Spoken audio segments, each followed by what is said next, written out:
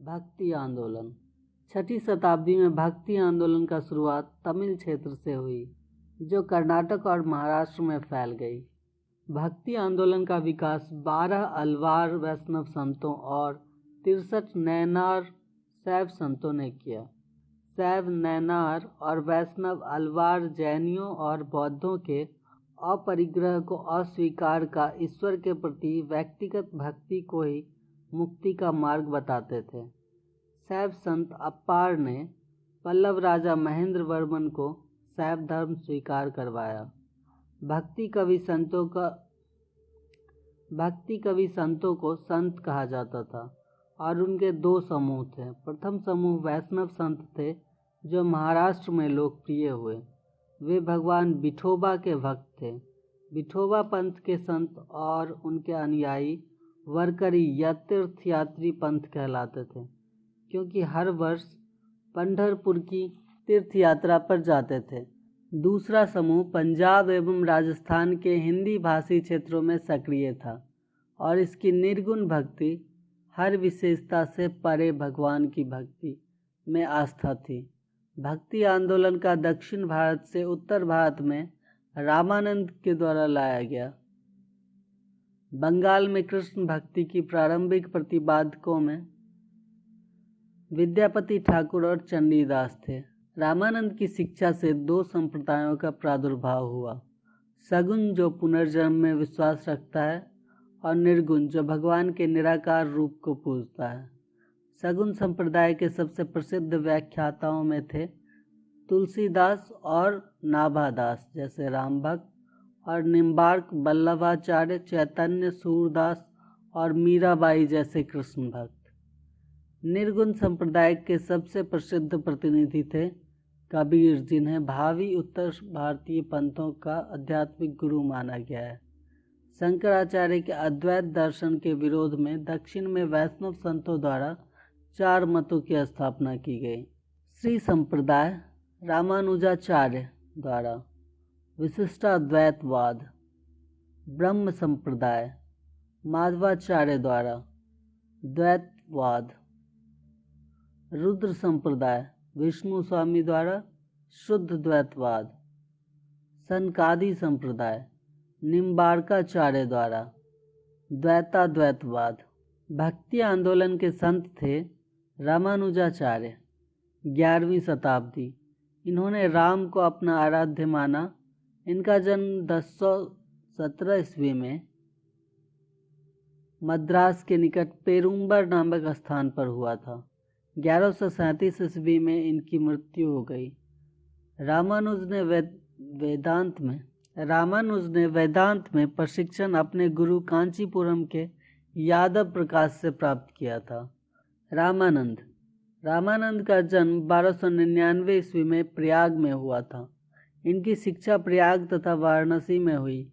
इन्होंने अपना संप्रदाय सभी जातियों के लिए खोल दिया। रामानुज की भांति इन्होंने भी भक्ति को मोक्ष का एकमात्र साधन स्वीकार किया। इन्होंने मर्यादा पुरुषोत्तम राम एवं सीता की आराधना को समाज के समक्ष रखा। रामानंद के 12 शिष्यों में 2 स्त्रियां पद्मावती एवं सुरसरी थी।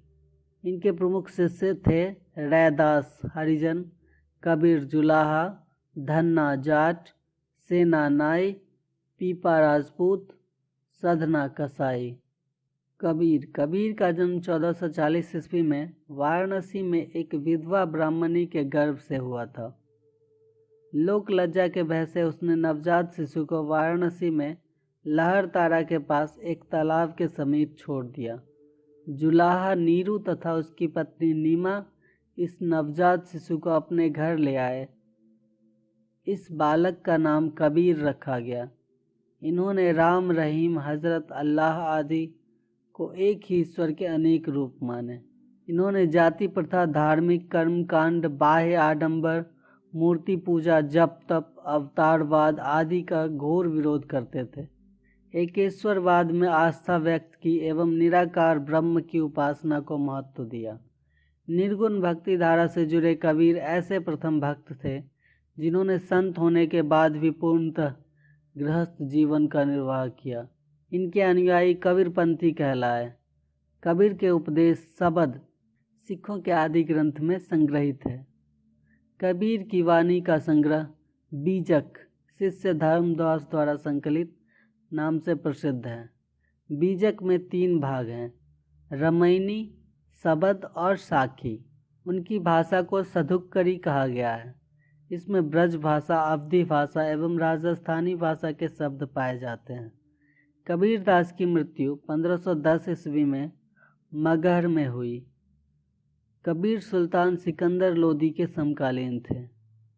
गुरु नानक का जन्म 1469 ईस्वी अविभाजित पंजाब के रावी नदी के तट पर स्थित तलवंडी नामक ग्राम में हुआ था, जो अब नानकाना साहब के नाम से विख्यात है। उनकी माता का नाम तृप्ता देवी तथा पिता का नाम कालूराम था। बटाला के मूल राज खत्री की बेटी सुलक्षणी से उनका विवाह हुआ, जिससे उन्हें 2 पुत्र हुए। उन्होंने देश का 5 बार चक्कर लगाया, जिसे उदासीस कहा जाता है। उन्होंने कीर्तनों के माध्यम से उपदेश दिए। वे काव्य रचना करते थे और रबाब के संगीत के साथ गाया करते थे। सारंगी उनका स्वामी, भक्ति शिष्य मर्दाना बजाया करता था। अपने जीवन के अंतिम क्षणों में उन्होंने रावी नदी के किनारे करतारपुर में अपना डेरा मठ स्थापित किया। अपने जीवन काल में ही उन्होंने आध्यात्मिक आधार पर अपने पुत्रों की जगह अपने शिष्य भाई लहना अंगद को अपना उत्तराधिकारी नियुक्त किया। इनकी मृत्यु 1538 ईस्वी में करतारपुर में हुई। नानक ने सिख धर्म की स्थापना की। नानक सूफी संत बाबा फरीद से प्रभावित थे। चैतन्य स्वामी का जन्म 1486 ईस्वी में नवद्वीप बंगाल के मायापुर गांव में हुआ था। उनके पिता का नाम जगन्नाथ मिश्र एवं माता का नाम सची देवी था। पाठशाला में चैतन्य को निमाई पंडित या गौरांग कहा जाता था। चैतन्य का वास्तविक नाम विशंभर था। इन्होंने गोसाई संघ की स्थापना की और साथ ही संकीर्तन प्रथा को जन्म दिया। इनके दार्शनिक सिद्धांत को अचिंत भेदाभेदवाद के नाम से जाना जाता है। सन्यासी बनने के बाद बंगाल छोड़कर पुरी उड़ीसा चले गए, जहां उन्होंने 2 दशक तक भगवान जगन्नाथ की उपासना की। इसकी मृत्यु 1333 ईस्वी में हो गई। श्रीमद वल्लभाचार्य का जन्म 1479 ईस्वी में चंपारण वाराणसी में हुआ। इनके पिता का नाम लक्ष्मण भट्ट तथा माता का नाम यल्लमगरू था। इनका विवाह महालक्ष्मी के साथ हुआ। इनके 2 पुत्र थे, गोपीनाथ जन्म 1511 ईस्वी तथा विठलनाथ जन्म 1516 ईस्वी थे। इन्होंने गंगा यमुना संगम के समीप अरैल नामक स्थान पर अपना निवास स्थान बनाया। वल्लभाचार्य ने भक्ति साधना पर विशेष जोर दिया। इन्होंने भक्ति को मोक्ष का साधन बताया। इनके भक्ति मार्ग को पुष्टि मार्ग कहते हैं। सूरदास वल्लभाचार्य के शिष्य थे। गोस्वामी तुलसीदास, इनका जन्म उत्तर प्रदेश के बांदा जिले में राजापुर गांव में 1532 ईस्वी में हुआ था। इन्होंने रामचरितमानस की रचना की। इनकी मृत्यु 1623 ईस्वी में हुई। तुलसीदास मुगल शासक अकबर एवं मेवाड़ के शासक राणा प्रताप के समकालीन थे। धन्ना का जन्म 1415 ईस्वी में एक जाट परिवार में हुआ था। राजपुताना से बनारस आकर ये रामानंद के शिष्य बन गए।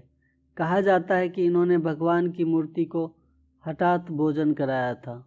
मीराबाई का जन्म 1498 ईस्वी में मेरता जिले के चौकड़ी ग्राम में हुआ था।